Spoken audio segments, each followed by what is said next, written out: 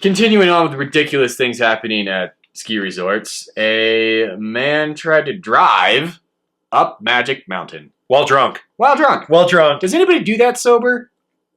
My brother did.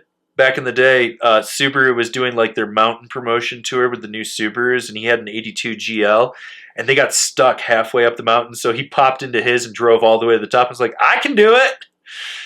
Because I think they were pushing. There's intention behind that, though. Well, yeah, because he was rubbing it. It was right when the Outbacks came out, and he was rubbing it in their face. But I'm not saying he didn't drive up one drunk some other time in his life or not.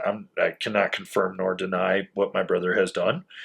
But yeah, I think this is funny because it's like the incident took place at around 11 p.m. on Friday when troopers from the Vermont State Police and officers from the Winhall Police Department responded to a report of a man attempting to drive a motor vehicle from the parking lot up the ski slopes at Magic Mountain Ski Area. Police met with the driver, identified as Frederick P. Bretcher of Shelter Island, New York. Of course, it's a New Yorker. Mm-hmm.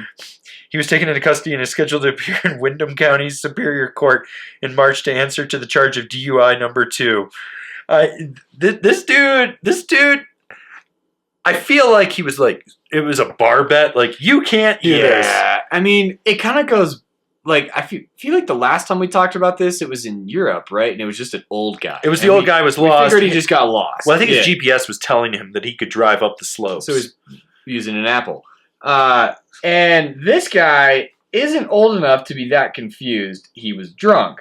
So I think you might be onto something there. That I think it might have been a bar bet. Yeah. They're like, oh, I bet you can't drive up there. Or, like, maybe you bought a brand new car and was bragging about it or some shit. It's like, a Jeep thing. Yeah, exactly. Like, he's made some stupid comment out with the boys, and one of them, drive up Magic Mountain then if your car's so great. And he was like, all right. And then they went and tried.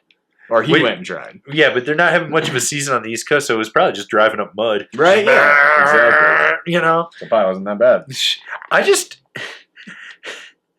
I've driven cars up stupid shit so many times in my life. Like the other day, I had to make a parking spot at Copper with the Volvo.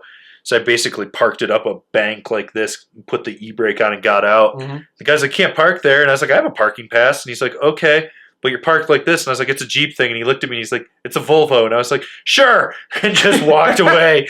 Like, the best part was it was sunny that day. I came back and it had like melted in the car and shifted a little when I came back. And I was like, this might be fun. And it just backed right out. Like, no problem. So, but yeah, I've done that. I mean, when my brother used to have like the old 80s GL Subaru wagons, anytime we would go somewhere and there's no parking, if there was a snowbank, he was on it, like driving it up in the 4-wheel. Yeah. I was like, wow, really, really going for it with these little 14-inch rims. Just little 4-speed, just shifting it through. He's like, I'll just put it in 4 low. And I'm like, okay. Super funny. But my brother did take a 82 GL wagon to 369,000 miles or something like that. He's like, I was going to get it to 1 million and then I got T-boned.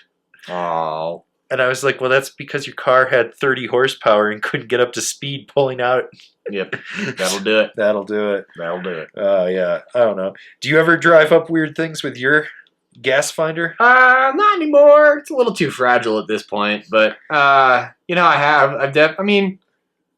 I wouldn't say ridiculous or like nonsensical things, but it was so good, or really still is. It's still so good in the snow that I don't know if I've ever actually put it into 4 low.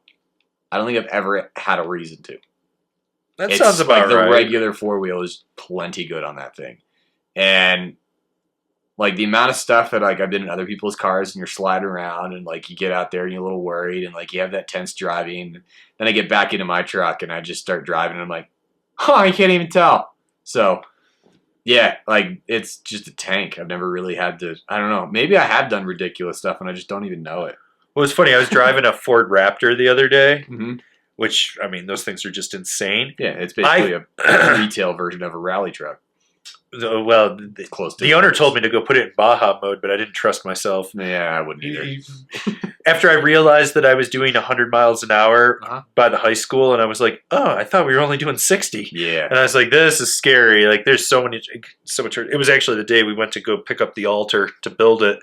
And, yeah, it was crazy, but I got on some ice with that thing, and that ass end just kicked out, and it's so different than the Volvo. Like the Volvo, and just like I just feel like I'm locked in on the Volvo. Like when it starts to slide, it will tell you it's going to slide, and then you hear the traction control kick in, and then there's the limited slip as well, and it's that. Or like when I drive your vehicle, when I used to, that thing just always feels so solid.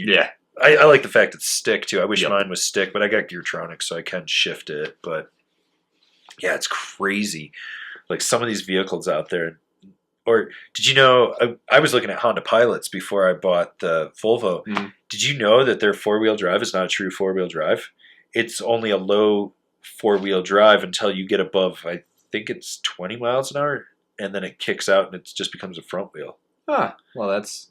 So it's not a true... Yeah, I don't...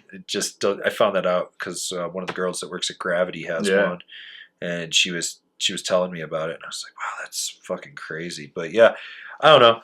Maybe I should go to Magic Mountain and get a rental car and just drive it up and then just do it. Even better, we fly to the East Coast.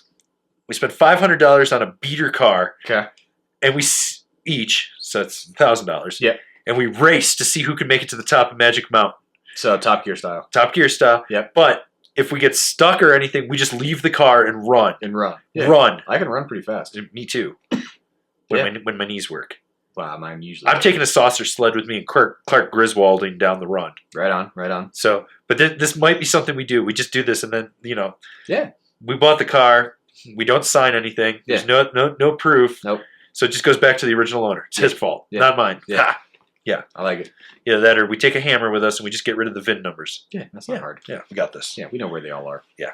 So, just an idea. Something we can maybe do in the future. What do you think? Should we? Should we do this? Should we? This sounds like a really bad idea. Yeah. I'm down with bad ideas. I mean, come on. I came up with this podcast. Exactly. Right.